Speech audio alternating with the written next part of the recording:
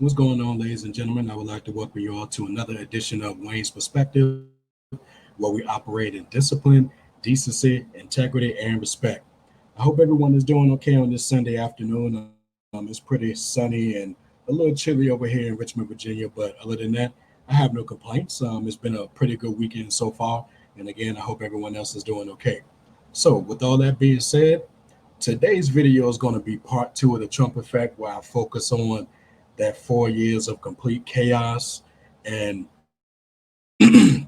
excuse me, I know most of us would rather not revisit that, but there are a couple of points that I'm going to make throughout this particular video.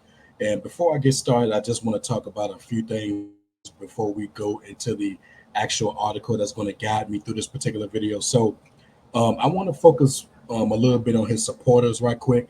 I didn't mention this in part one. And again, if you didn't get a chance to check out part one, go ahead and check that out, as soon as you can. But I do recall that his supporters at one time, and who knows, they probably still are. Anytime you mention the word deplorables, some of them were kind of sensitive to that. And then some kind of embraced it. And why you would embrace being called a deplorable, I have no idea because I would not want to be associated with such a word. But at any rate, focusing on the ones who were sensitive about being called that, it was rather interesting then and interesting now that you had some people who are real sensitive about being called names, but would then turn around and call you names, call you every name in the book. But I guess when you're trying to own the libs and everything that comes with that, it's all fair game, right? Got it. Okay. Excuse me. So that's the only point. Well, that's one point that I wanted to make regarding them. Others were sensitive, others embraced it, but to each his own. Then also going into a few not too long after the election, which just to speak on that particular thing a bit, like most of that election directly did lead me to want to pursue a political career. So I told that story, and as I continue to tell my story, I'm going to speak on it once again. So the only thing that Donald Trump did for me is motivate me to take this course in terms of pursuing a career in politics. That's the only thing I give that guy credit for, nothing else. But so the day after his election, I remember it like it was yesterday when I woke up the next morning and the first headline that I saw was Trump in victory. I was like, oh God. and most of us were like that. And I remember that day at work, my mood was just sunk because I had a lot of questions, and plus I was disappointed per se, just I didn't have a feeling that things were over, but I just knew what was gonna come afterwards. And most of us did. So, I mean, like I said, my mood that day was just completely shot. It did get better as the day went on, but I remember the first portion of the day leading into the afternoon, I just mainly kept to myself because I knew at that point which direction our country was going to go in. And speaking of which, let me rewind back a little bit. So, do everyone remember back in 2013, I believe it was, when Obama had the correspondence dinner at the White House, and for some reason, the Washington Post decided to um, invite Trump, and Trump was in the audience. And remember the comments when, excuse me, when Obama was, he pretty much checked Donald Trump, and even though it was done in good fun, he had a right to check that guy because I mean, look at all of the stuff that Trump was saying at the time. The birtherism thing, alleging he wasn't born here, and then that said a lot about the people who believe that nonsense. And just why doesn't he show his birth certificate? Like, what does it matter to you? You know, and then every time I look back at that, I think, okay, Obama really didn't have to prove anything to anybody, especially Trump. But of course, when it comes to the Democrats, hey, got to be the bigger person in the room and present the birth certificate. And even then, some people had questions about that. So you can't please everybody. You can't save everybody because if you don't show it, you got something to hide, and if you do show it, there's something wrong with it. So what's happening here, you know and every time when I reflect back on that, that's the only reason that Trump ran is because of that one incident. So in a sense, you could say Obama bought us Trump. I don't like to mention it that way, but that is what happened. because without that correspondence then and without Obama rightly clapping back at Trump, we probably wouldn't be in the mess that we in now, and we probably wouldn't have had that 2017 to 2021 period that we did end up getting. So, that's the one thing um, that I think made Trump run for the president. It was basically a final get back. Okay, you're going to do this to me. Okay, now I'm going to finally run for president and show everybody what I'm made of. So that's what pretty much happened. And I still stand by that. You can't convince me that that's the only reason that the only reason that he ran was to better America. No, I'm not buying that. So that's what happened. And then, like I said, I don't want to go into too much about what happened prior to the election because that's a whole nother video in itself. I kind of hinted at that, or should I say, I kind of made comments on that in part one. So who knows? I may do another video on that, but the way that I say it, I don't need to go into what happened from the moment he came down the escalator all the way up until um, election night. So I can save myself some time on that because this particular video is going to be timely anyway. So moving on. So going back to his supporters for a bit. Now I remember it wasn't too long after the election when CNN, and this was at a time when I was watching CNN religiously. I was almost watching CNN more than MSNBC at this point. But then for some reason, in every other episode, they had these Trump panels when a host would be talking to talking to Trump supporters and getting their views on things. And I'm thinking it always made me cringe because it was nothing but a big old love fest. It was rarely critical or anything. And why CNN felt the need to have panels just pretty much catering to these supporters and, treating them with kid gloves as if there was something that we needed to understand when in actuality, it was nothing. It was nothing that we needed to understand. It was just one big love fest. And I just never understood that because there were no Obama panels, there were no Bush panels, Clinton panels, Reagan panels, whatever. It was never that. But we get to this particular era, and all of a sudden we got to have a panel or a series of panels just to see where they're coming from. And to this day, did we get any Biden panels? We sure didn't. So it just always struck me as odd, and it didn't serve any other purpose other than completing other love fest regarding Donald Trump. That's all it was. It didn't help anything. It damn sure didn't hurt anything. So that's what we got. So thankfully, you know, hopefully we don't get anything like that ever again, for any president. It doesn't matter which political party. So I just wanted to throw that in there. So other than that, like I said, you know, I knew and many others knew what we was going to be in store for when he was elected. I mean, then you had people who were saying, maybe when he get in office, he'll act presidential, he'll, you know, be a different person. He'll do this and he'll do that. Let me tell you something. That 4 years, we saw who Trump was, and everybody knew it. And most of us, myself included, knew what kind of guy this was. Knew what kind of guy he was before he ran, and it only was exacerbated when he got in office. Nothing was going to change. You talking about a man at this point? I believe he was in his 70s at this time, so he was set in his ways. Nothing was going to change because he was in the White House. I mean, come on. You know, we all knew that. And like I said, I knew it, but you can't tell it to everybody else because everybody else who supported him and worshiped the ground that he walked on, you know, you know, it was the be all end all, So I digress. But so after this introduction, we're finally going to get into the article. And like I said, this is going to be a bit lengthy, because we're going to be covering this 4 years of chaos. That's the title of this. So without further delay, let me share my screen. Then we're going to get right into it. All right. So basically this particular article, courtesy of the University of Virginia, this basically is going to talk about the key events that happened during those 4 years. Now, also what I'm going to do is I am going to make some key points in between.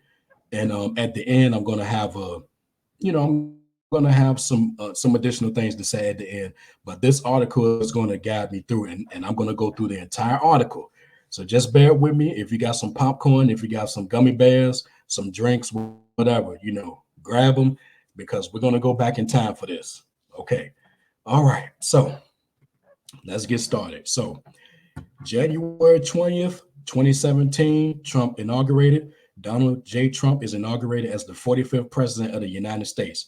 Lord help us. Okay, so I remember this particular speech. I didn't watch it, but the one thing that I remember from this speech was the whole American carnage thing, which we did end up getting, but we'll get there. But that American carnage line, it was so unusual and bizarre that even George W. Bush, thought it was weird. So if he thinks it's weird, then it's weird. So, so that's what happened there. And then, of course, remember Sean Spicer, the very first press conference, which pretty much set the tone for how the remaining 4 years were going to be, when he pretty much came up there and said that this was the, what did he say?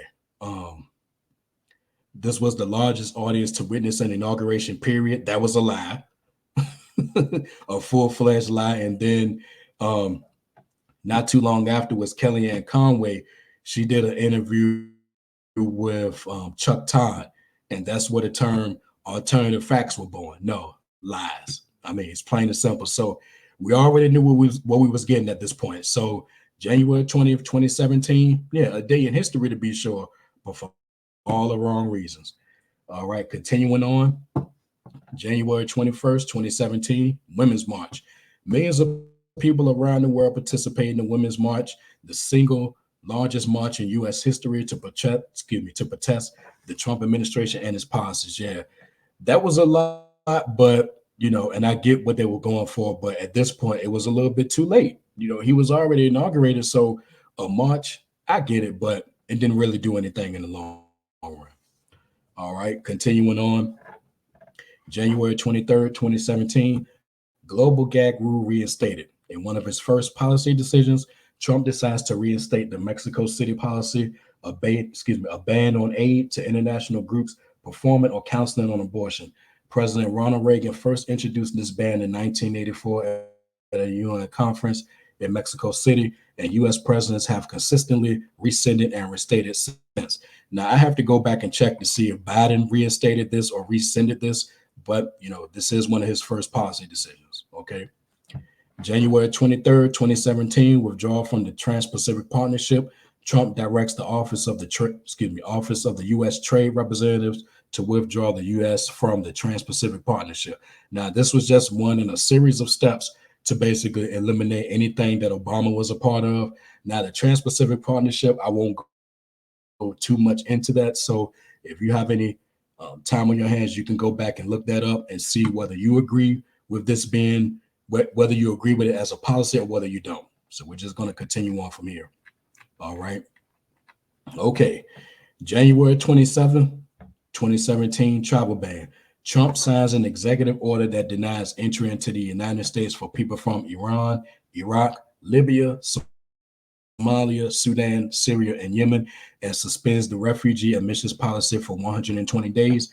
Trump's travel ban sparks large protests and legal challenges. As a result of legal challenges, Trump revises the executive order. Okay, that was a big controversy at the time. And I remember seeing, it was chaos at the airports and all of that, just because of one man and his policy, it did that. And it should have resulted in legal challenges because it wasn't going to help anything, And I will say this briefly about immigration. Now, I do think that our immigration system is in need of fixing, is needed to be fixed for decades now. And at this point, considering where the Congress were at a certain point a few months ago, it looks like that ship has sailed at this time. But I'm all for immigration, but it should be a system in place that's going to benefit everyone. It shouldn't be chaos. It shouldn't be confusion.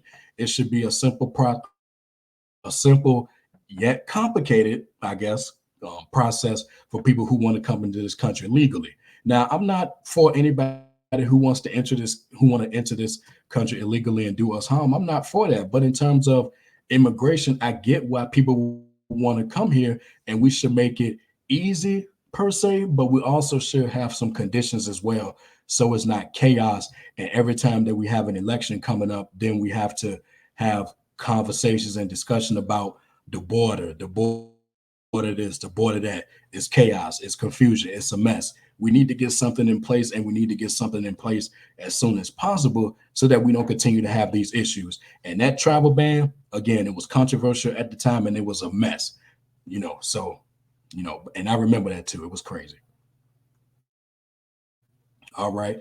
January 31st, 2017, Gorsuch nominated for Supreme Court of the United States. And for the record, anytime I talk about the Supreme Court on my channel, I'm going to refer to it as such. When people say SCOTUS, it just irks my nerves. Like, just call it the Supreme Court, SCOTUS.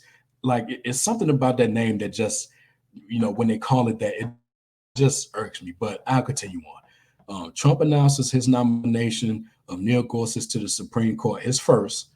Judge Gorsuch would fill the seat vacated when Justice Antonin Scalia died in February 2016. The U.S. Senate denied President Barack Obama the chance to fill the seat. And yes, to talk about that for a moment, that was probably one of the most, what's the word I could use? Probably one of the more disappointing things. That's not the word I wanted to use, but it's the first that came to mind.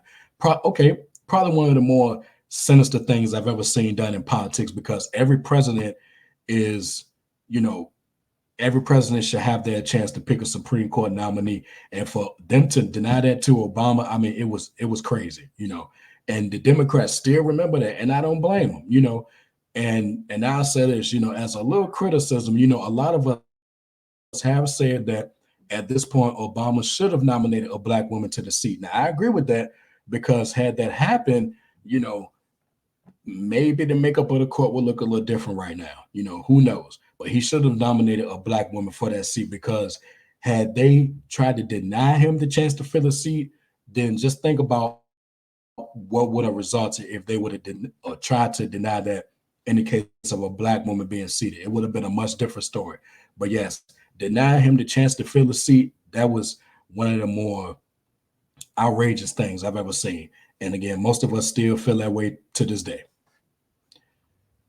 All right, February 13th, 2017, Flynn resigns. Trump's national security advisor, Michael T. Flynn, resigns after he admits to misleading Vice President Mike Pence about conversations Flynn had with the Russian ambassador before Trump's inauguration. That was a big deal at the time, because Flynn was the national security advisor. I mean, he was in that position for what? Maybe a week and some change, maybe 2 weeks, and then this happens. But then again, Obama tried to warn Trump about this guy, but of course, a guy like Trump ain't gonna listen to reason. So this is what we got, And then I remember one of his press conferences, Flynn, he went on there to tell Iran that they were on notice. I'm like, dude, get out of here. You trying to put another country on notice, but then you had your own issues. Man, please. All right, so March 6, 2017, new executive order on the travel ban. Trump signs a revised travel ban to respond to legal challenges to the first travel ban. The new travel ban implements a travel ban from 6 Muslim majority countries and temporarily suspends the refugee admission program. I think we're going to hear about this again during this particular article. But yeah, he signed a new executive order on it, so it didn't go away, even if it should have. Okay, now before I get to March 28th, let me step right in, because it was at this point, I think it was in March 2017, when he was going to make his first international trip as president. And I remember watching some coverage on CNN at the time, and somebody, I want to say it was Sarah Murray, I think it was her, and they were talking about him going on this particular trip. And she, I guess, in probably an excited voice, she probably wouldn't say she was excited, but it sounded excited to me. And I'm not going to do the mocking voice here. I did the mocking voice a lot way back then. I'm not going to do it now, because all it's going to do is make me upset. So they were talking about him going on his first international trip, and she was just all giddy talking about, well, maybe this will be a reset for President Trump. And I was like, a reset? A reset is one thing, but this early into his administration, I mean, come on. And it's like every time that he did something, the news wanted to come in and ask, is this going to be a reset? Is that going to be a reset? It's no resetting Donald Trump. I mean, what are we doing here? So I just wanted to mention that. Okay, so continuing on here, March 28th, 2017, reversal on environmental protection. Trump signs an executive order that rolls back the Obama administration's temporary ban on mining coal and a protection rule for streams. Trump reverses much of Obama's clean power strategy, rolling back U.S. action to combat climate change.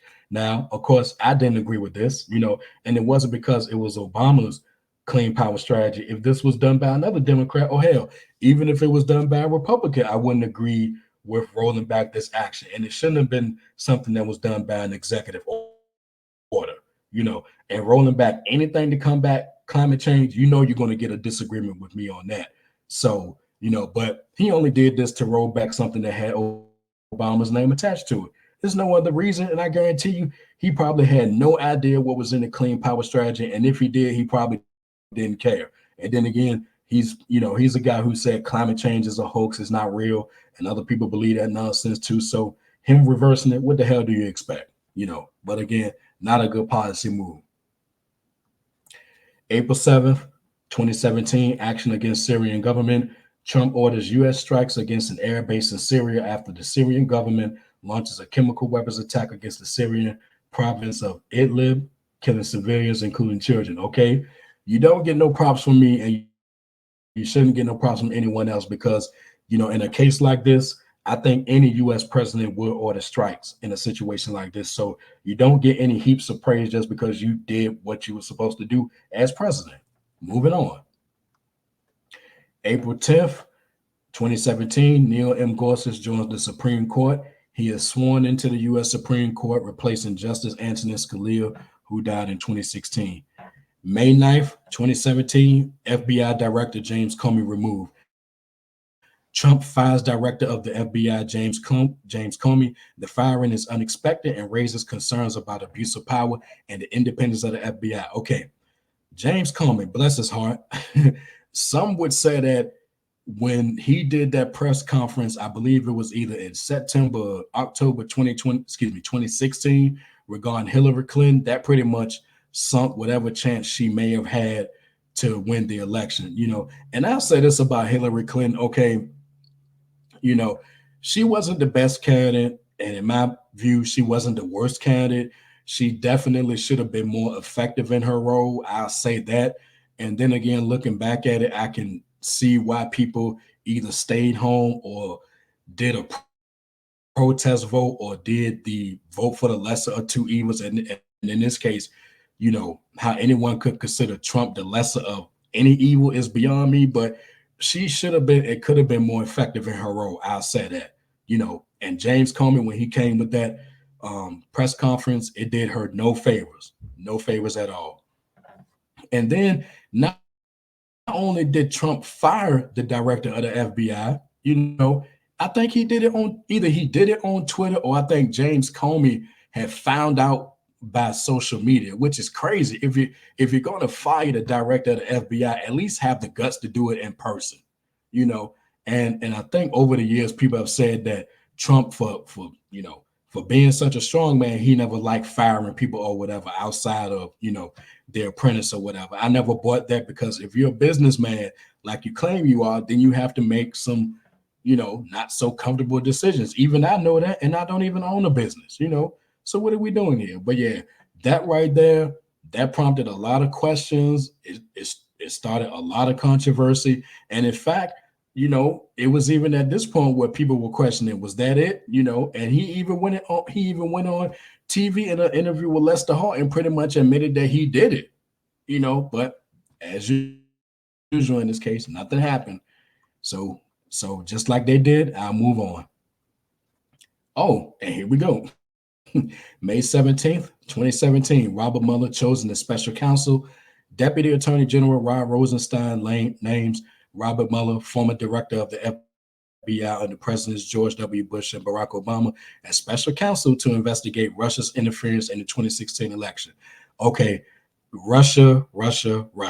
Okay, I remember this, and yeah, that was, I'll say it did plague his administration, but hell, they brought it on themselves, I think.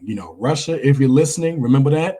Without that, who knows what would have happened. But you're openly courting their help, and when they do it, then you want to back away and say, wasn't my fault, nothing to see here. Or the worst thing, oh, he was just joking. Everything is a damn joke, and I think I'm going to be mentioning that part again as we go through this particular article. But yeah, without removing James Comey, you probably wouldn't have had a special counsel, you know. So that's that part. Um, Give me 1 second.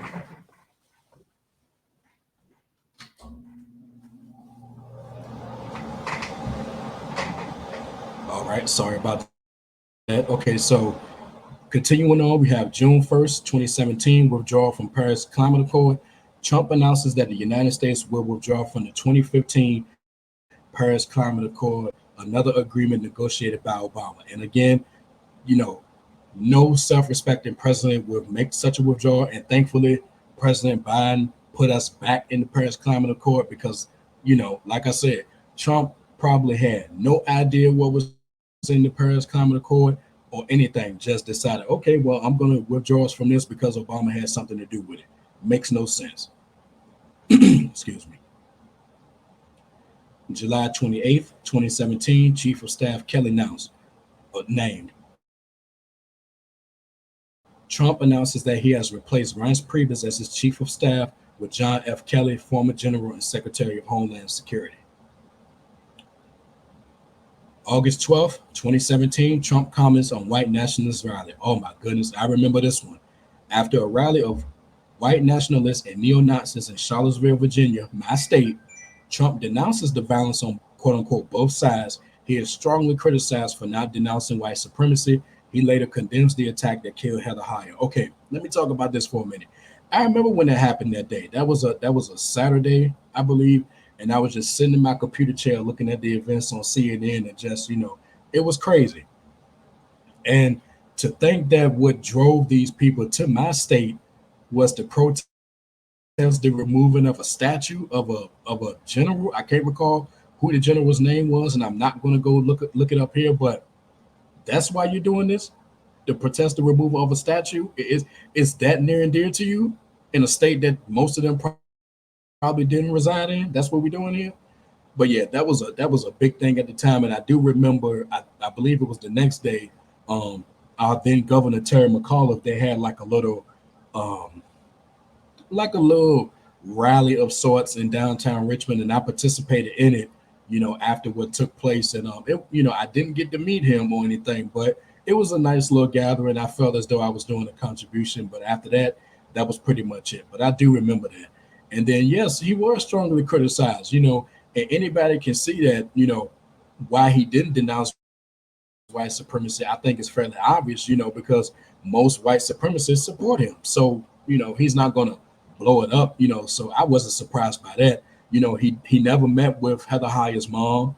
He never said that. And when you just look at that press conference in Trump Tower, mind you, he just was, I mean, just angry, almost like he was inconvenienced to even talk about it. And that both sides line, that has aged. It has aged well on one end, but on another end, it hasn't aged well. And that was just a crazy time. Crazy time. You know. Oh, and it wouldn't be the last time we see something like that, but let's continue, shall we? August 18th, 2017, Bannon resigns. Stephen Bannon resigns from the White House. Bannon was a chief strategist in the White House and campaign aide for Trump. He helped develop the administration's nationalist and populist approaches to immigration policy. Now, one thing here, none of these guys are populist. Let's get that clear. There's nothing populist about Donald Trump. There's nothing populist about Steve Bannon. And the word on Steve Bannon. Now, I want to ask the black conservatives this, okay? My brothers, okay? We may be ideologically on different sides of the fence, so to speak, but I'm not going to throw my brothers under the bus. But let me ask you this: do you support Steve Bannon too? Did you support him then, and do you support him now, or is he separate from Trump because he's more extreme? When he said that he wanted to quote unquote disrupt Washington, did you all support that? Do you think we should give this guy a seat at the table? Do you think we need to take anything he says seriously, or no? He's separate because he's not Trump, even though he rides hard in the paint for Trump like most of y'all do. You know, Help me understand. Do you get your news from Breitbart just like others, or do you get your news from other credible sources? Help me understand. Moving on. August 21st, 2017, U.S. increases presence in Afghanistan. Trump announces a new U.S. strategy in Afghanistan, increasing the number of troops in the country to try to achieve a stable peace. All right. September 19th, 2017, UN address. Trump addresses the 72nd session of the United Nations General Assembly in New York City. He focuses his message on of America first and discusses the ongoing situations with North Korea, Iran, and Syria. Now, I believe it was during this session when he made a comment along the lines of nobody has done much for this world and the country more so than him, and people bust out laughing. I think this was that session when he made that comment. And just so arrogant and so selfish. I mean, you barely even a year into your presidency, and this is the comment that you're going to make. And like I said, my date may be off, but I do remember he had addressed the UN and he said that, and it might have been that particular session right there. October 30th, 2017, Trump officials plead in court. Trump's former campaign chairman Paul Manafort pleads not guilty on charges of laundering money. And not sure if anybody heard, but there's a rumor that he's planning on putting this guy back into his campaign now. Pardoning him is one thing, but to make a call like that, highly suspect. George Papadopoulos, a former foreign policy advisor to the Trump campaign, pleads guilty to lying to the FBI and is cooperating with the Mueller investigation. Yeah, I remember that. November 5th, 2017, tour of Asian countries. Trump leaves on a 5-nation tour of Asia. He travels to Japan, South Korea, China, Vietnam, and the Philippines. December 1st, 2017, Flynn pleads guilty. Trump's former national security advisor, Michael Flynn, pleads guilty to lying to the FBI. His guilty plea indicates that Flynn is cooperating with Robert Mueller's investigation into the Trump administration's dealings with Russia. This was a big deal at the time, but I think it turned out to be for naught because something happened with Flynn. I believe he changed his either he changed what he said or what something that happened. I want to say he was also pardoned by Trump too. But okay, let's move on. December 22nd, 2017, tax bill signed. Trump signs $1.5 trillion tax bill into law. The bill overhauls the federal tax code and is a victory for Republicans. The bill cuts taxes for corporations and the wealthy while delivering only moderate cuts to most Americans. Okay, all right. I remember this, of course, and I remember Paul Ryan. Remember him? They were in the House chamber at the time, and when he slammed the gavel in recognition of this, you should have seen how happy he was. And then again, the majority of them were happening that day anyway. Now celebrating is one thing, but then when they were at the White House, the majority of those Republicans, I don't think a single Democrat was there, and if a Democrat was there, the only one that I could probably say who was in attendance was Joe Manchin, but I don't think that was the case. But instead of them talking about the achievement like anybody else would, they just spent most of their time just praising Trump. I mean, guys, we get it already, you know. And yes, this last part is important. The bill cuts taxes for corporations and the wealthy while delivering only moderate cuts to most Americans. But then you had some Trump supporters at this point, they were basically happy with any cut. Even if the cut was, like this thing said, moderate, they still consider it something, you know. And I think some people were even celebrating the fact that they were having cuts as low as what maybe I think cuts that were under $20 or something like that. Now, how could you be happy about such a cut when you want to see such a drastic cut? But no, I guess as long as you have Trump in office, that's the only thing that matters, right? You can have a 1 cent cut and that'll make things good, right? I digress. Let's move on. Let's move on to 2018. Okay. January 20th, 2018, government shutdown begins. The federal government shuts down for 3 days after Congress cannot reach an agreement to maintain funding for the government. Okay, all right. Let me put my future politician hat on for this one, even though I don't wear many hats because I'm bald. Okay. All right. So at this point in our history, government shutdowns should be a thing of the past. Okay. No one is not going to agree on everything. There should be compromises on either side. Okay. But if anything, you want to keep your government funded. Okay. That should be a non-starter. You don't want to see the government default on its not loans, default on its spending for the first time in its history. Can you imagine what that's going to look like at home and abroad for us to default on that for the first time in history? And why the Republicans are so insistent that a government shutdown helps them but hurts Democrats, I never understood that line of thinking. Because let's face it, it's only going to hurt the American people. You know, so I still don't get why every time we come to the funding for the government, we always got to go through this when that should be something that should be unanimous across the board. If nothing else is going to be unanimous, keeping the government funded should be a unanimous thing. But what do I know? So continuing on, January 23rd, 2018, trade war with China begins. Trump launches a still running tariff war against China by slapping tariffs of between 30 and 50% on solar panels and washing machines. Tariffs are gradually applied to other U.S. imports from China into other countries.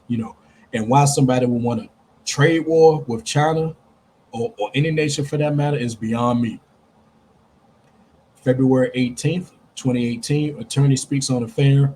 Trump's personal lawyer, Michael Cohen, admits that he paid $130,000 of his own money to an adult film actress who had an affair with Trump.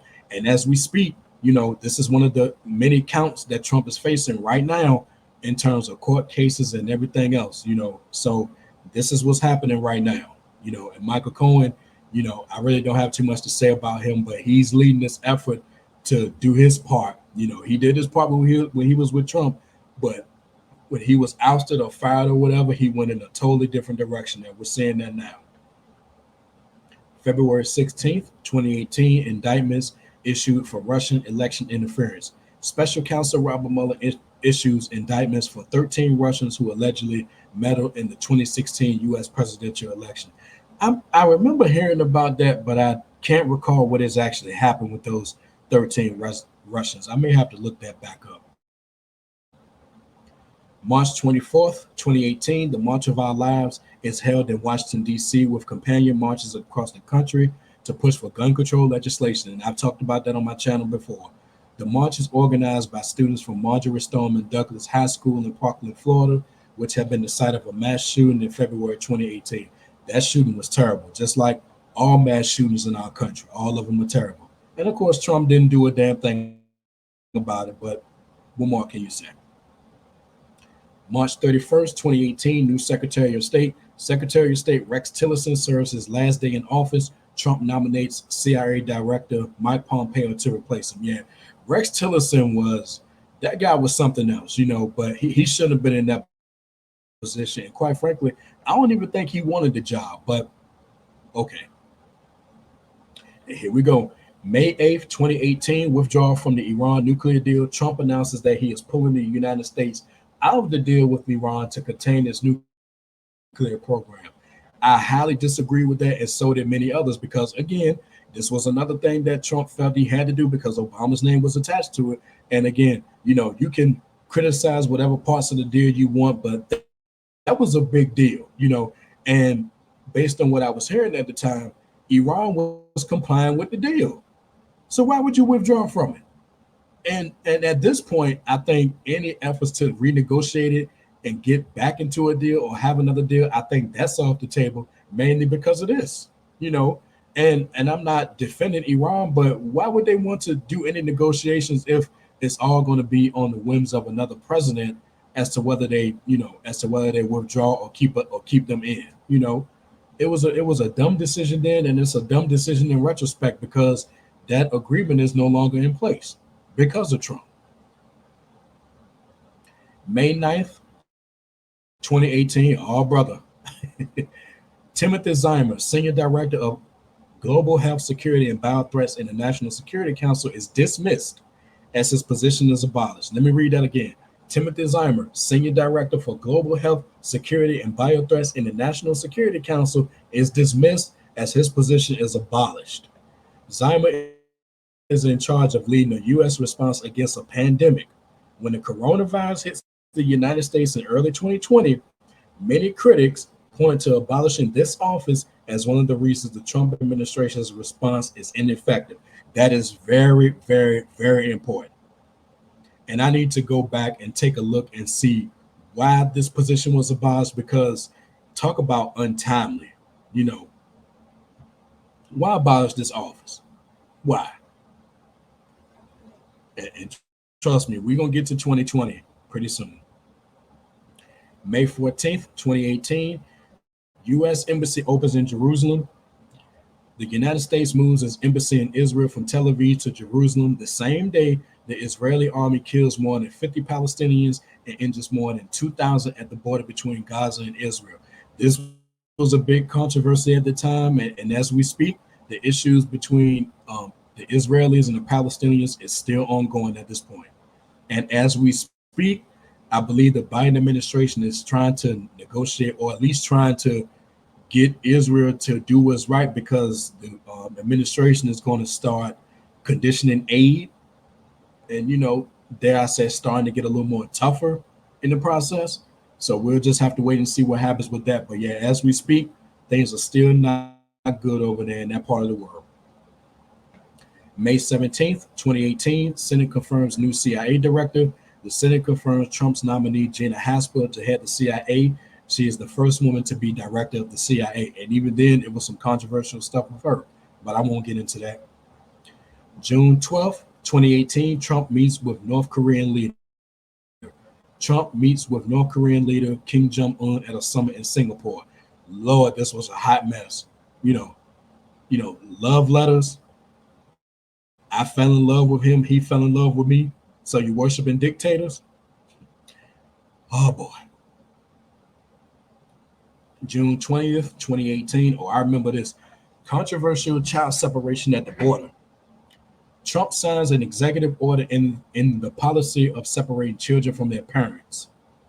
Between April and June, almost 2,000 children were separated from their parents as they crossed the border into the United States.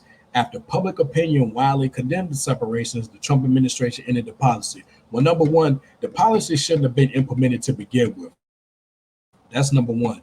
Number two, doing it with executive order, okay, it only quote unquote made sense, because if you have some legislation like that, it wouldn't. I could see how the debates would go in Congress. But knowing Trump, he would have signed it if it would have came to his office. But in this case, the House and the Senate at this point was under the control of the Republicans. So even if one of those houses were in the control of Democrats, it never would have made it to the other chamber. I can tell you that.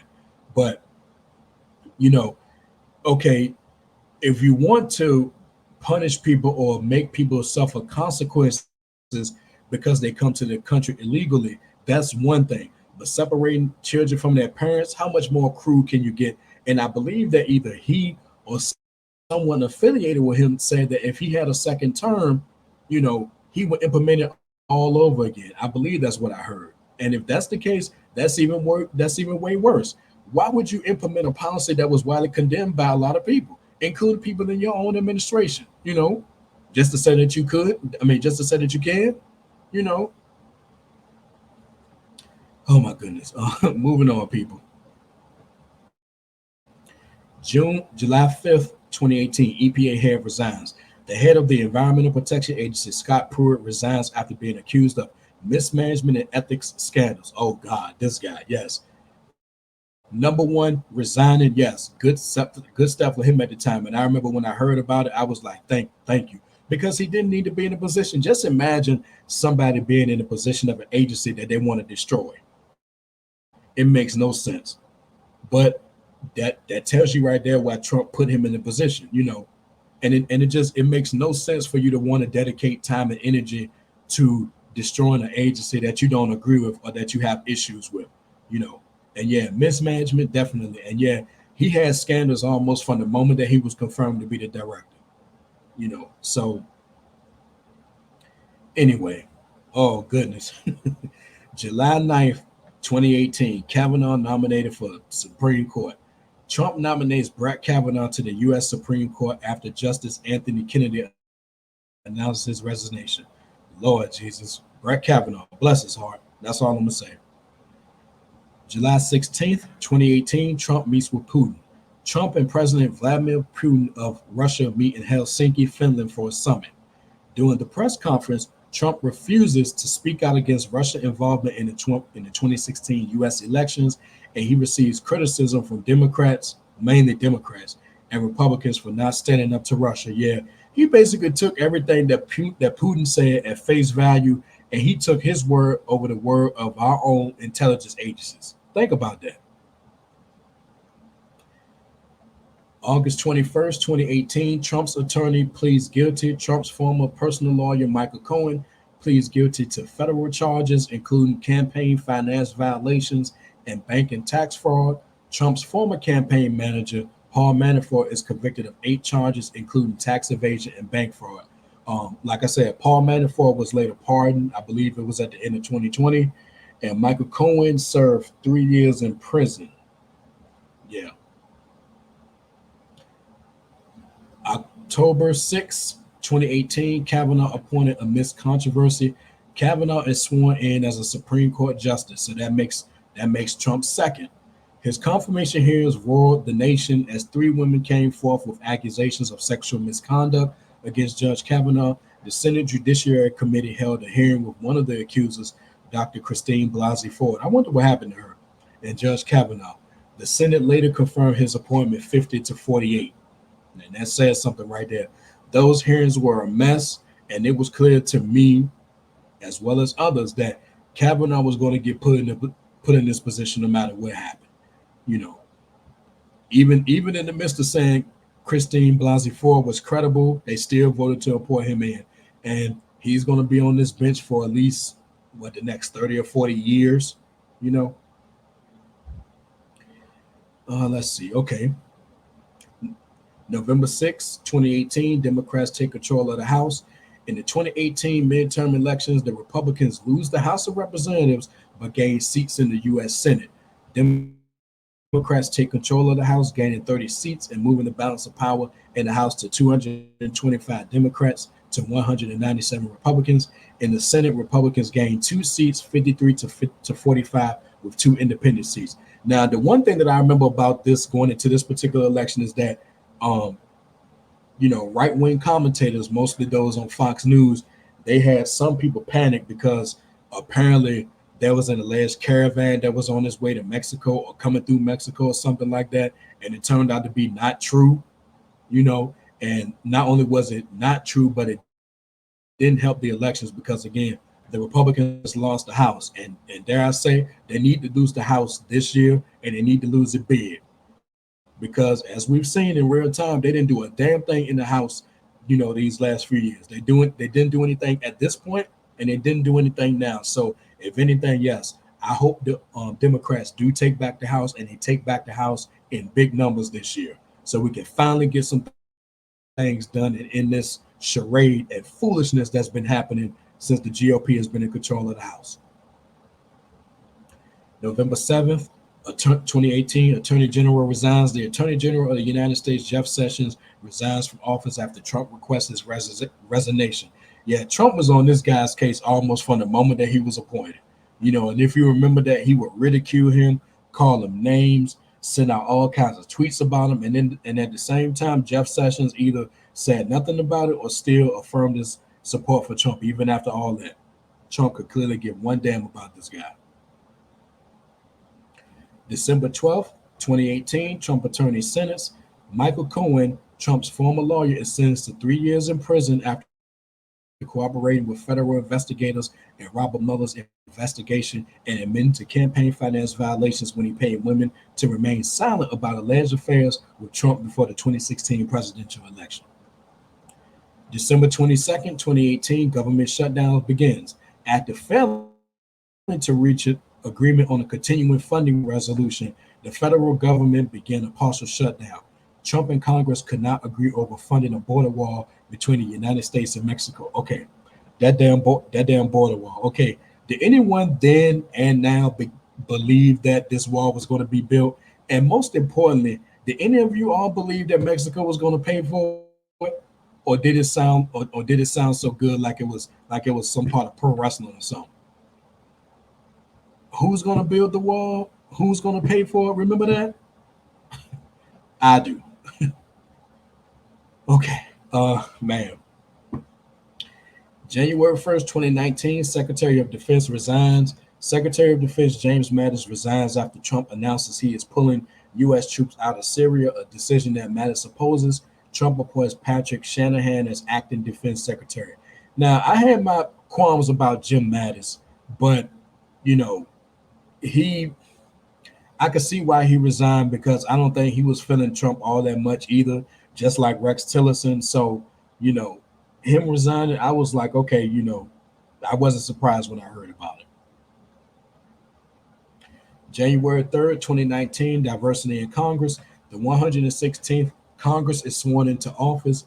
Democrats retake the House, and the new Congress is the most diverse ever with more than 100 women, the first two Native American women representatives, and the first two Muslim women representatives. Nancy Pelosi is sworn in as House Speaker. January 25th, 2019, Trump announces reopening plan. After the longest government shutdown in U.S. history, 35 days, Trump announces an agreement to reopen the government. Although he had demanded funding for a wall along the southern border, he agrees to open the government while negotiations continue over how to fund the building of the wall and border security. February 14th, 2019, budget approval. Congress passes a budget deal to avert another government shutdown. In the deal, Congress provides $1.375 billion for a border wall, but it is far short of the $5.7 billion that Trump wanted. And he shouldn't have got what he wanted. Next, February 15th, 2019, border wall funding becomes national emergency. Trump declares a national emergency to secure funds to build a wall at the southern border. What a waste of time. March 22nd, 2019, Mueller report released. Special prosecutor Robert Mueller releases his report on the Russian interference in the 2016 presidential election and the Trump campaign's involvement to the Justice Department. Now, releasing the report was long awaited, but it turned out to be, well, whatever big deal there was surrounding it, it was relegated to a moot point when not Jeff Sessions, what's the guy's name? William Sessions, when he came in. Hold on. No, not William Sessions. I'm sorry. Bill Barr. When Bill Barr came in and pretty much made false claims about the report and what was in it, that pretty much made it irrelevant to some people. I don't want to say it rendered the entire investigation pointless, but his words on it did it no favors. I'll just say that. June 18th, 2019, re-election campaign launched at a rally in Florida. Trump officially launches his 2020 re-election campaign. June 30th, 2019, Trump and Jong-un meet at the DMZ. Trump shakes hands with Kim at a jointly controlled area inside the DMZ and becomes the first U.S. president to cross over into North Korean territory. Kim then walks over the demarcation line in South Korea with Trump. July 25th, 2019, Trump called to Ukraine president. Trump speaks to President Volodymyr Zelensky of Ukraine. In the call, Trump pushes Zelensky to investigate alleged corruption by Democratic presidential candidate Joe Biden and his son Hunter. This call is what sparked his first impeachment, and I'm sure we're going to get to that. August 12th, 2019, whistleblower complaint filed. A member of the U.S. intelligence community files an official complaint against Trump, alleging that the president is trying to get foreign interference to help him win the 2020 election. The complaint is not made public until September. And I believe the person who filed this complaint was on Capitol Hill either a month or so ago, and he told this same story. I cannot recall his name right now, but it did come back up later. August 29th, 2019, Space Command Trump announces the creation of the U.S. Space Command, which will be responsible for military operations in space as part of the Department of Defense. September 24th, 2019, Democrats begin impeachment inquiries. Speaker of the House Nancy Pelosi announces that the House will begin formal impeachment inquiries against Trump after a whistleblower complaint against his conduct becomes public. At issue is a phone call, which was perfect according to him, in which Trump spoke with Volodymyr Zelensky of Ukraine in July 2019 and pressured the Ukrainian president to help Trump with information that might discredit a domestic political rival. I remember that, and it was a, in terms of impeachment, it was a big deal at the time. Excuse me. November 13th, 2019, impeachment hearings televised. The House Intelligence Committee begins the public broadcast of the impeachment hearing, and I watched them all. December 18th, 2019, Trump impeached.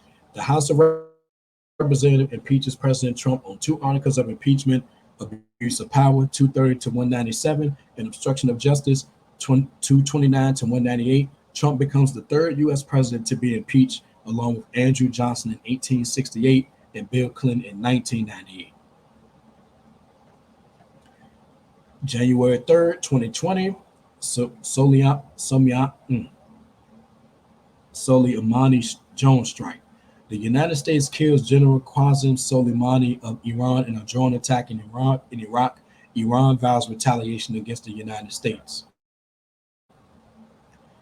January 7, 2020, Iran retaliates against the United States. Iran fires ballistic missiles into 2 bases in Iraq where U.S. soldiers are stationed. There are no deaths. January 16, 2020, NAFTA replaced. The Senate ratifies by a vote of 89 to 10 the United States, Mexico, Canada Agreement, USMCA, Trump's replacement for the North American Free Trade Agreement, NAFTA. February 2nd, oh, here we go. February 2nd, 2020, limits on travel from China. The Trump administration limits travel from China into the United States because of the coronavirus outbreak in that country. It prohibits entry into the United States by foreign nationals who have been in mainland China 14 days prior to coming to the United States. This becomes important. Speaking of quote unquote important, February 5th, 2020, Senate acquits Trump. The U.S. Senate votes to acquit President Trump of the articles of impeachment. Senators voted mostly in a party line vote to acquit Trump on the first article of impeachment, abuse of power, 52 to 48, and on the second article of impeachment, obstruction of Congress, 53 to 47. It wasn't a surprise to me at the time, but it was rather disappointing because that right there should have got him out of office then, but it didn't. And this will not be the first time we hear about impeachment. February 26, 2020, White House Coronavirus Task Force created. As the coronavirus, which causes COVID-19, spreads worldwide, Trump appoints Vice President Mike Pence to oversee the management of the virus. Pence works with doctors and health officials to coordinate a response to the virus. By March 1st, the virus has killed 2 people in Washington state and has appeared in a handful of other states, including California, Florida, Illinois, New York, Oregon, and Rhode Island. And here we go. March 11th, 2020, coronavirus pandemic escalates. The World Health Organization announces that the coronavirus has become a global pandemic, and Trump addresses the American people to announce a 30-day travel ban on Europeans coming into the United States. Meanwhile, daily life in the United States is disrupted as schools, colleges, and universities move to online classes, events are canceled, and people are encouraged to limit their interactions with others. Also, I remember this, certain jobs shut down, certain jobs went to working from home. I remember that, even my job was affected, but thankfully I was able to still work in office and others work from home as well. But yeah, that was a crazy time. And then it just confirms that this was never a hoax. It was never a Democratic hoax. It was not going to go away quick.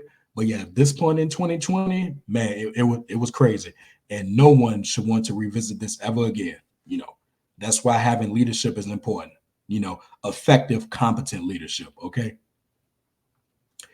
March 13th, 2020, pandemic becomes national emergency.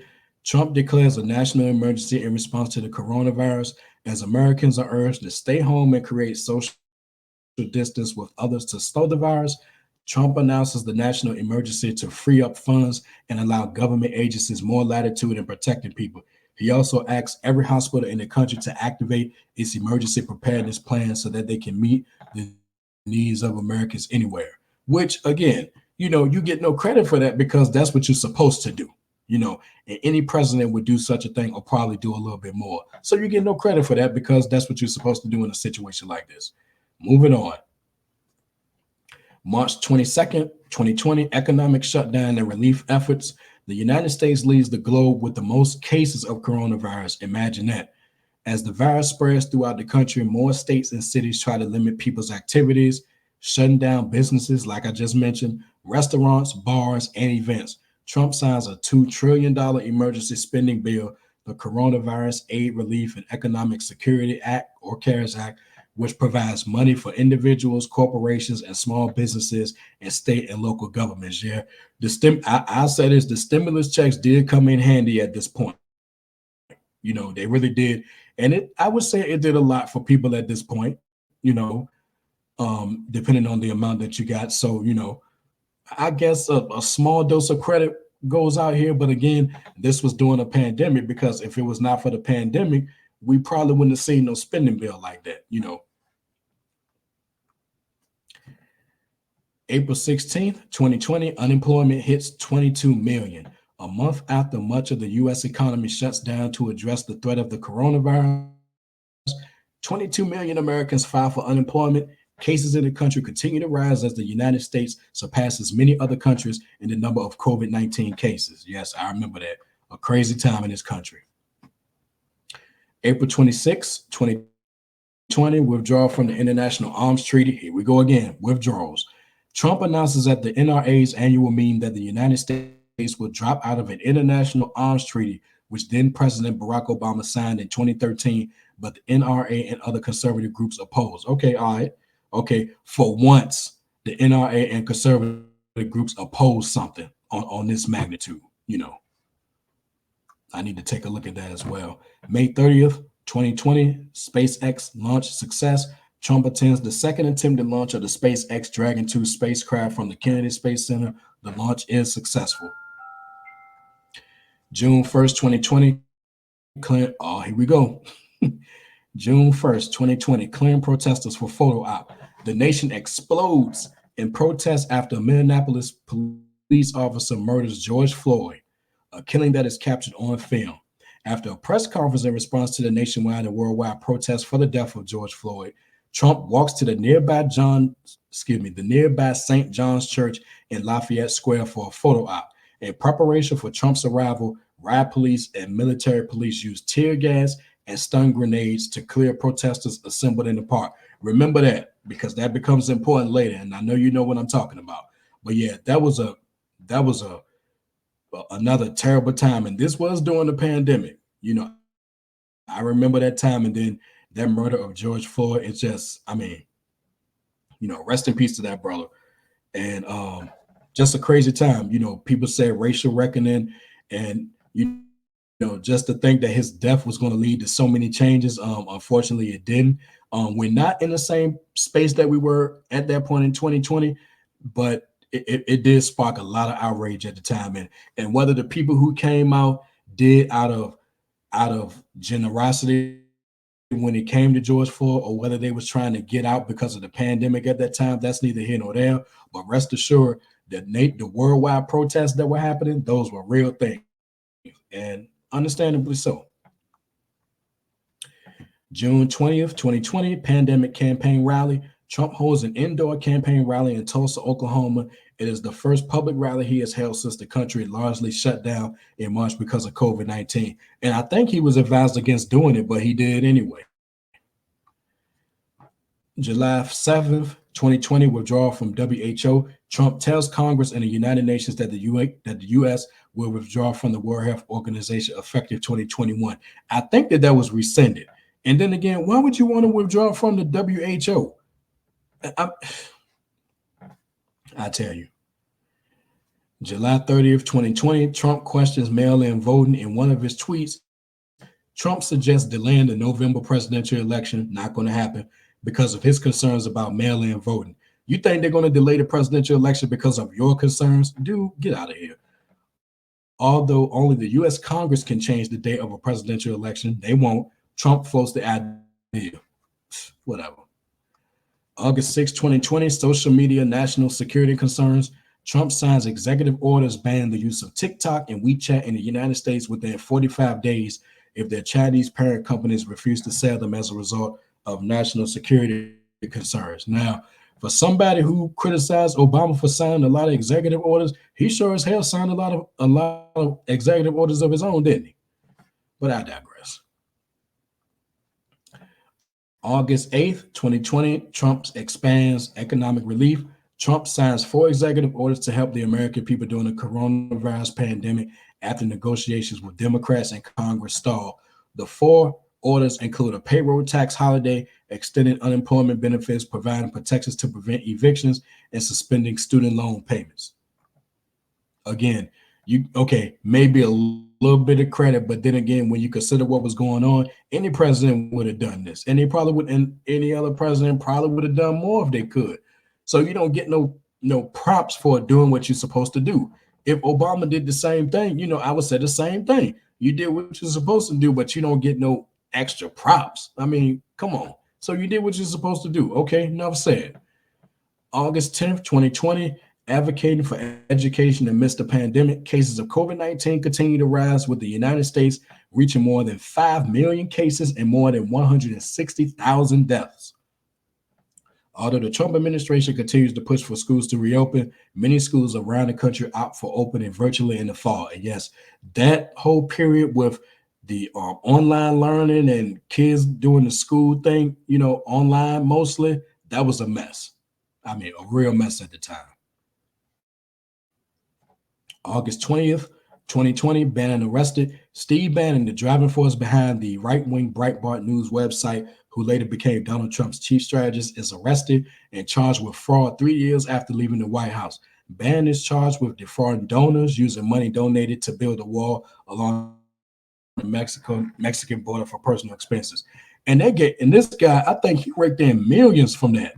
And why would anybody give this guy money? That's what I want to know. You willing to commit your hard-earned money to this? I mean, what was this money going to do in terms of building the wall? I mean, come on now. And I still think that he has yet to be sentenced for this, because I think he was convicted of this and he was convicted of contempt of Congress, and he has yet to be sentenced for any of this. But we're gonna keep a watch on that. But yeah, and again, to my black conservatives brothers, do you support this guy? Do you think we need to give him a seat at the table to hear what he has to say? Does he make some valid points, no matter what he says? Enlighten me. Moving on. September 18th, 2020, Supreme Court Justice Ginsburg dies. Supreme Court Justice Ruth Bader Ginsburg dies due to complications of metastatic pancreas cancer. President Bill Clinton appointed Ginsburg in 1993. In recent years, RGB served as the most senior member of the court's liberal wing. Her death is less than 7 weeks before Election Day, which opens up a political fight over the future of the court. Now, most people did say that she should have stepped down earlier than she did. I'm not going to really get into that too much. She had a lifetime appointment, so I understand that. I understand people who had concerns about her health and her age. I get that too. So I'm not going to speak too much about what she should or should have done, mainly because she's passed away, so I don't want to give too much commentary on that. But yeah, it was a big thing at the time. And 2 days later, September 20th, 2020, GOP pushes to nominate Justice. Senate Majority Leader Mitch McConnell reiterates his plans to move forward on Trump's nominee to fill the vacancy on the U.S. Supreme Court left by the death of Justice RBG. The GOP plan is controversial as McConnell refused to consider President Obama's nominee after Supreme Court Justice Antonin Scalia died in February 2016, claiming it was too close to the election and the voters should decide. Ginsburg died 7 weeks before the 2020 election. Think about that for a second and let that sink in. A hugely hypocritical move. Straight hypocrite. It was too close to the election in February 2016, but Ginsburg's death was 7 weeks before the election. Which one is too close? Somebody do the math here. September 26, 2020, Trump swiftly announces Supreme Court nomination, which turned out to be Amy Coney Barrett, a conservative federal appeals court judge, to succeed the late Justice RBG on the Supreme Court. September 27th, 2020, New York Times article on president's tax returns. The New York Times releases a story that claims that Trump paid no federal income taxes in 10 out of 15 years beginning in 2000. And was anybody surprised? Now, the surprising thing was that it took so long for this to come out. And also, let me make 2 points. Number one, can you imagine if Obama paid no federal income taxes or refused to show his tax returns? Can you imagine what the response would have been? But apparently it's Trump, so it's no big deal. He's been audited. He's going to be transparent, in which he wasn't. And then it goes back to that whole thing where he's going to be presidential when he gets in office, and he's going to act right. Well, apparently he didn't. And it was clear to me he was never going to force he was never going to release his tax returns. And it's obvious why. It wasn't that he was being audited or any of that nonsense. It was probably something on there that he didn't want us to see. It was clear. It was clear then, and it's clear now. Come on now. Anyway, October 2nd, 2020, President and First Lady test positive. And again, I don't say POTUS and FLOTUS. Like, I get the abbreviations, but I'm not going to call it that. Trump and First Lady Melania Trump test positive for coronavirus. By October 5th, numerous White House officials and staff, members of the press, and U.S. senators test positive. Like I said, it was wild at this point, man. Wild and out of control. And thankfully, to this day, I'm thankful I've never caught it. But then again, I abided by the guidelines, I followed the rules, and I got my vaccinations each and every time. When it comes to vaccinations, let me tell you something. It's no conspiracy or anything like that to get vaccinated. This is not no mind control. It's not a control issue at all. Vaccinations are critical.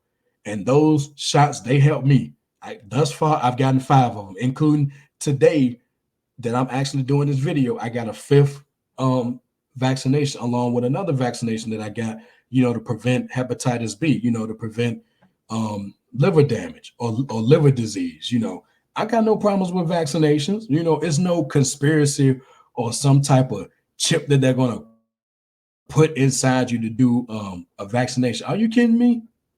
And the fact that all of this happened along with the misinformation about the vaccines, the misinformation about where the coronavirus came from, politicizing and wearing masks and all of that nonsense, a thing that should have brought the country together, it only served to continue to divide the country. That's all it did. Continuing on. October 9th, 2020, commission cancels second debate. The Commission on Presidential Debates decides to cancel the second debate between Trump and Joe Biden over concerns of the president's recent COVID-19 diagnosis. The third and final debate takes place on October 2nd in Nashville, Tennessee. That first debate, mainly because of Trump, was a hot mess. I remember told the Proud Boys to stand back and stand by.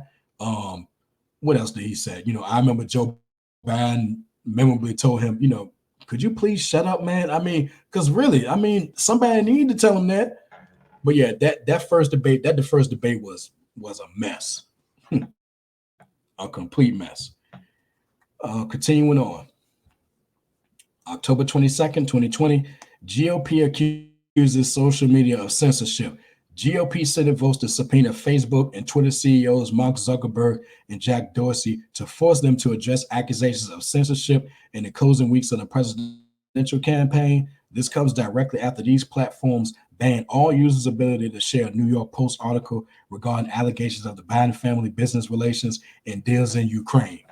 Now, it's funny that they always wanted to run to the whole accusation of censorship, but y'all still using them same platforms. And I've never looked at anything regarding those platforms or anywhere else censoring them. But at the same time, you don't get the free right to just put extreme nonsense on your platforms or put falsehoods up there, and at worst, allow people to put racial ideology and all that stuff on your platforms.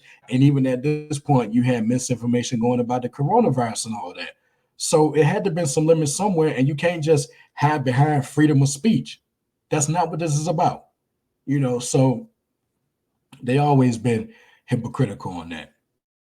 And as far as I'm concerned, the social media aspect is going to continue to be a highly debated topic on Capitol Hill as we move forward, And since then, Facebook and Twitter CEOs have been on Capitol Hill, quite a few times. I don't think Elon Musk, Twitter's current CEO, I don't think he's been at Capitol Hill recently. If he has, pardon my correction on that, but I think everybody else has been.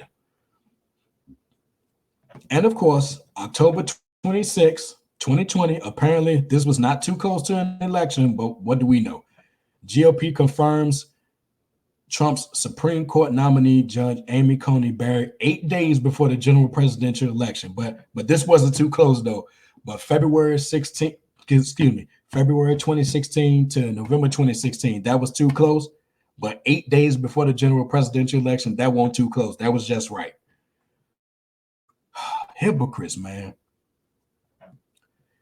November 2nd, 2020, Trump's final campaign rallies. In the last few days of his campaign before the election, Trump hosts several large campaign rallies in key states, gathering large crowds of supporters. No surprise there. November 3rd, 2020, Election Day, Trump carries 23 states and 213 electoral college votes. The race is close in many states due to unprecedented amounts of mail-in ballots, and no winner is declared on election night. November 4th, 2020, Trump declares victory. In the early morning hours, Trump declares victory in the 2020 presidential election and claims the remaining ballots should be cast out due to fraud. There was no fraud. Let me say it again. There was no fraud. And even then, this guy, months in advance, was already talking about he wasn't going to honor the results if he lost. And then when they asked him that, he said that he wasn't going to honor the results and already cast him out on the election months before it takes place, talking about it, pretty much saying it's going to be fraudulent before it starts. The nerve of this guy, man. My goodness. November 7th, 2020, press calls race for Biden. The Associated Press, along with many other news networks, and that includes Fox News, declares former Vice President Joe Biden winner of the presidential election. Biden will become the 46th president of the United States. Again, there was no fraud. The election was not stolen. I repeat, there was no fraud and the election was not stolen. November 23rd, 2020, Trump campaign contests election. Directly after the election results are announced, Trump and his campaign began filing lawsuits across key swing states in an attempt to contest the election by claiming mass amounts of voter fraud for mail-in ballots. Okay, of 40-something cases, they lost every single one of those cases except one. And even the one that they won was more on a technicality. But think about that. They lost every single court case because, again, there was no fraud and the election was not stolen. Can we please have a consensus on that 4 years after the fact?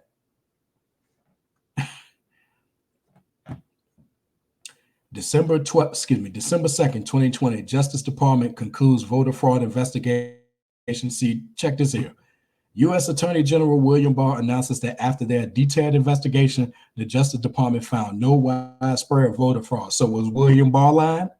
Were the courts lying? Were all of those courts, liberal, left-wing courts, even though some of those judges who cast down those decisions were appointed by Trump? Was everybody lying? Was there a damn deep state here?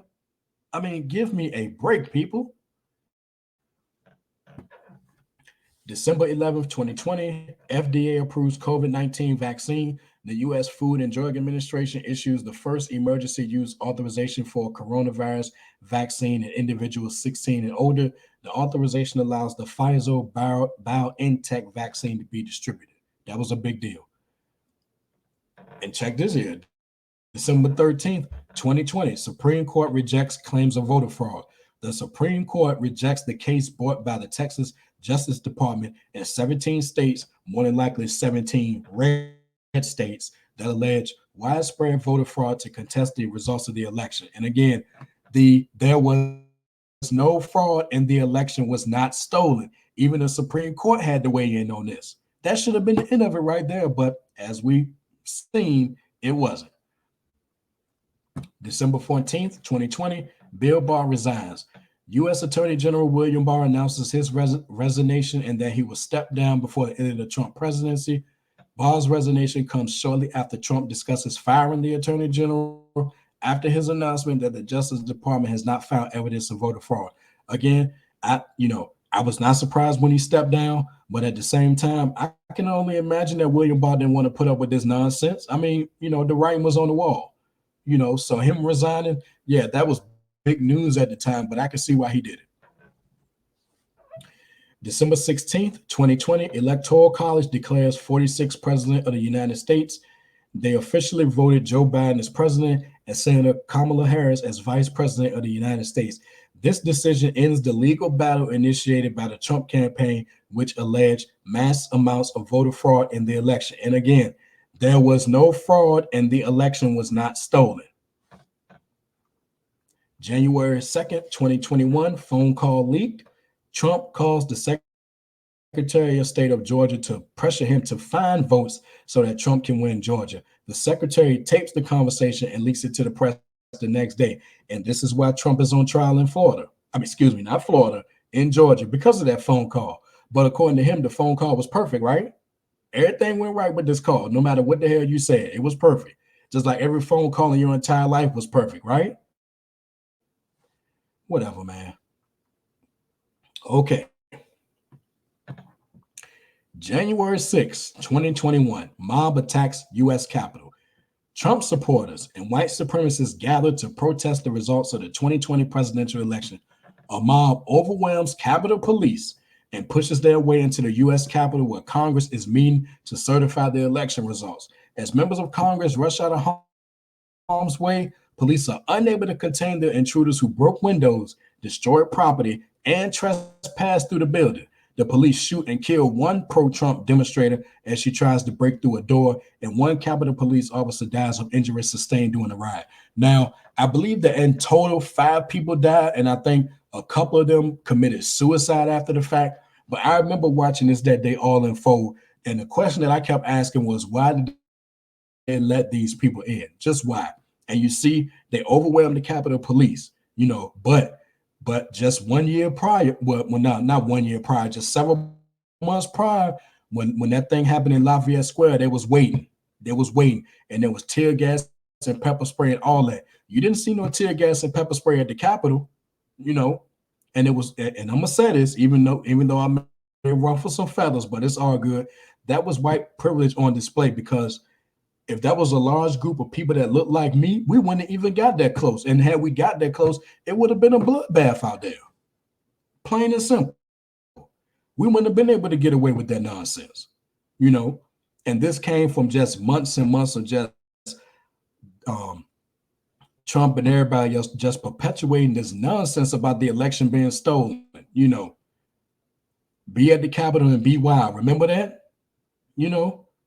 And it was clear that it was nonsense. And they just, and yes, the majority of them are still facing consequences as we speak. Oh, yeah, let's not forget, Trump says that if he wins, he's going to pardon these people, Black conservatives. I'm talking to you. Do you agree with that move? Do you? Do you want to see these same people, out on the streets? Do you think they're political prisoners? Do you think they're hostages? You agree with that? Enlighten me. But at any rate, like I said, just That day was crazy. It's a day that's going to be it's a day that's going to live in infamy. And it's just crazy that they were pretty much allowed to do all of that. And like I said, white privilege on display, because that couldn't have been a group of people that looked like me, and it definitely couldn't have been a group of Muslims. It would have been worse than what it was. And let me say one more thing. I'm surprised that nobody ever challenged him on this, but I remember after the fact, Matt Gaetz, a Republican from Florida, he was on the floor of Congress when they were certifying the votes. And just imagine such a thing. You still had people who were questioning the results of the election after this. So you still couldn't get on the same page when it was clear what happened. And getting back to Matt Gaetz, he's talking about some maybe it was Antifa out there. No, it wasn't. So the one thing that nobody never said this to him or called him out on was the fact that, okay, 3 hours after the fact, when he essentially watched it on TV and didn't do nothing, Trump made a half-assed video telling the supporters, thank you and we love you and all that stuff. So by Matt Gaetz saying that there were Antifa out there, so was Trump by nature saying that he loved Antifa? It made no sense then, and it makes no sense now, because that was the connotation here. That was the connection. If it was Antifa, then that means Trump loved Antifa, when at the same time Trump would be railing against Antifa, right? I mean, I'm surprised that nobody ever called out Matt Gaetz on that, but that's exactly what happened. And I'm just looking at a sticky note here. I have to go back on something right quick, but I'm going to do that at the end. So yeah, it was an insurrection. Okay. History has shown that. And even though they're trying desperately to whitewash history, we're not going to allow them to do that. It was clear to me and everyone else with clear vision, and I wear glasses.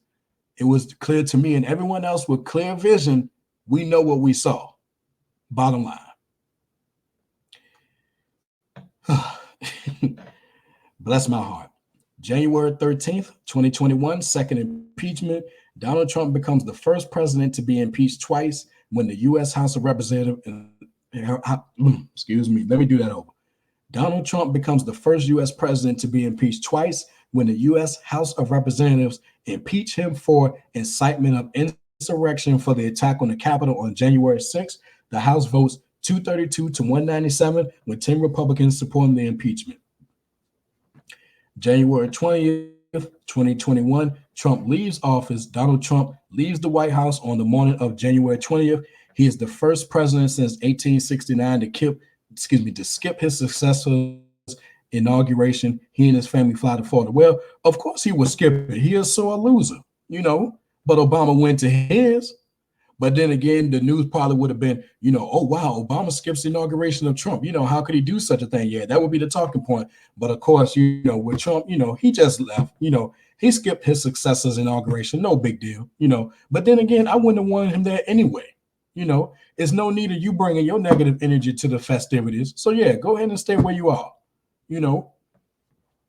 And not that this is a spoiler alert or anything, but even with that second impeachment, he was acquitted a second time, which didn't surprise me. But had they did that, they probably wouldn't be in the situation where they're in now, where they're basically beholden to this guy.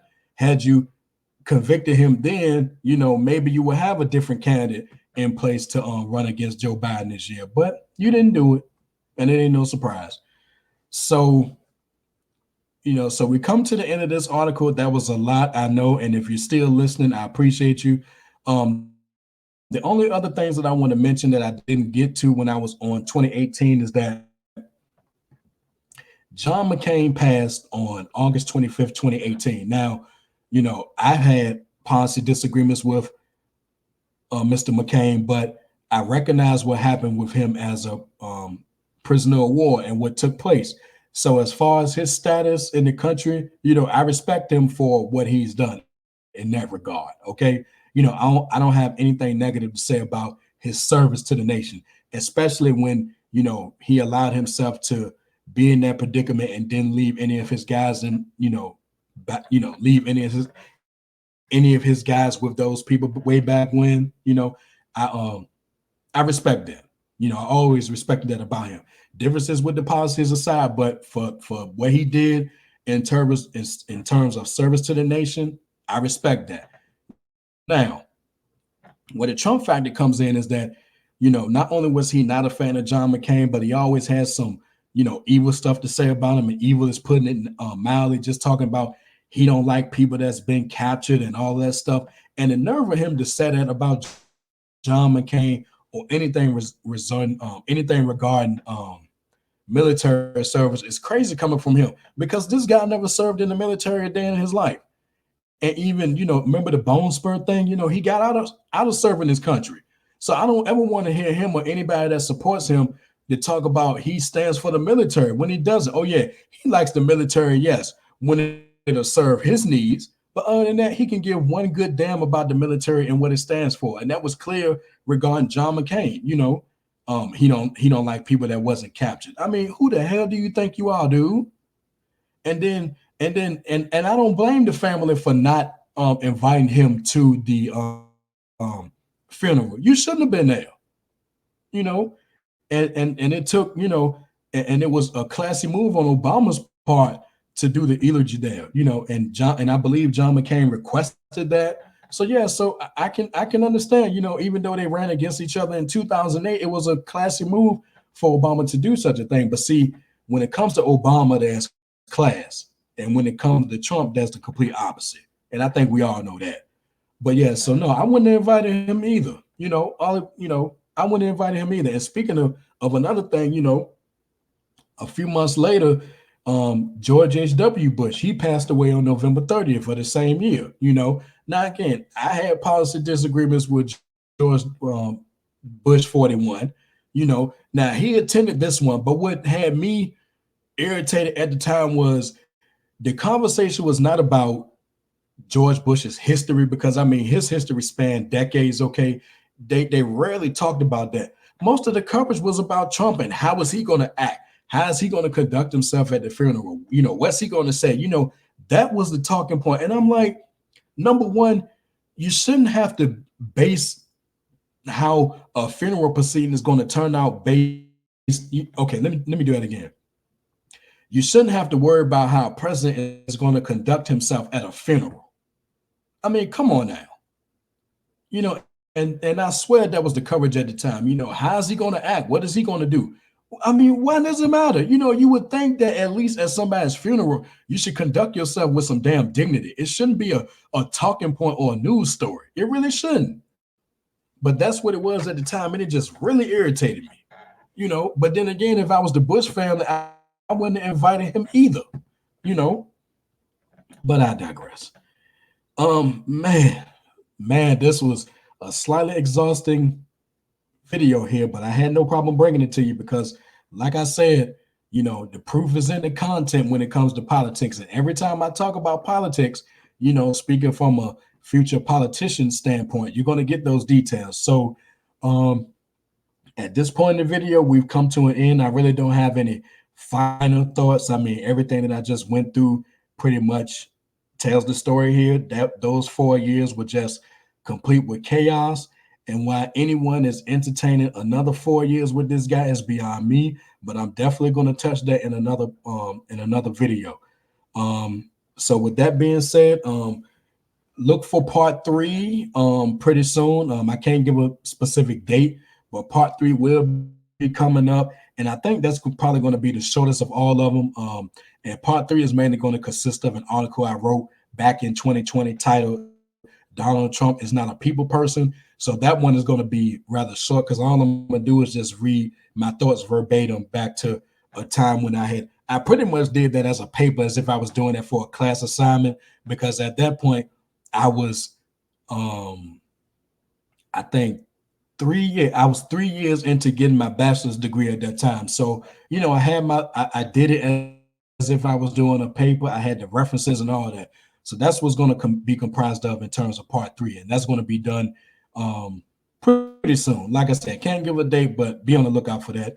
And as well as other upcoming things, be on the lookout for my next top 10 MC special, which would be KRS-One. I'm still trying to decide what I'm going to do in terms of the Monday Night War. I've been saying that for a while, but I just got to figure out, when is the best time to put that together, at least put together the first part, and then go from there. But other than that, we've come to the end of this video. Like I said, almost an hour and some change in. If you're still listening, I appreciate it. Let me know your thoughts if you were actively paying attention to what was going on from um, January 2017 to January 2021. Let me know your thoughts. Do you think Trump did great harm to this country, or do you think the complete opposite? Let me know. You don't have to tell me who you're voting for, but you can give me whatever thoughts that you want. I'll appreciate it. Other than that, please like the video, make your comments, share it, and subscribe to become a member of Team Discipline. And until the next post, take care, everyone. And remember, the power of the mind is valuable. Oh, yeah. And one more thing that I want to say. Inspector Deck from the Wu-Tang Clan said it best. There's nothing worse than power in the hands of fools. And I'll leave you all at that. Take care, everybody.